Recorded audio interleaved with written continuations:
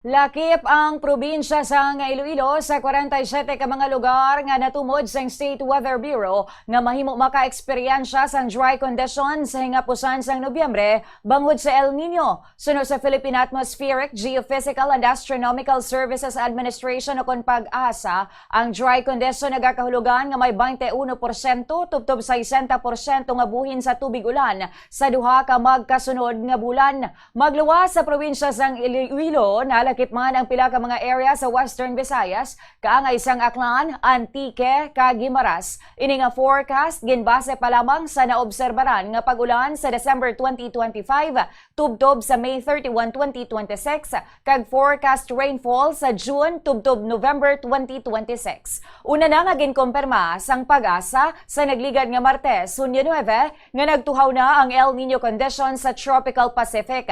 Nakalabot sa positive 0.5 degrees Celsius threshold ang sea surface temperature anomalies sa Tropical Pacific sa Mayo 2026. Ini nga level mahimo na maangot sa pagsugod sang El Nino conditions. Sandig sa madamo nga climate models suno pa sa pag-asa, masubra na o kung masobra na sa 80% ang posibilidad nga maga-develop ini nga full-blown El Nino kag magapadayon tubtob sa temprano nga bahin sang 2027.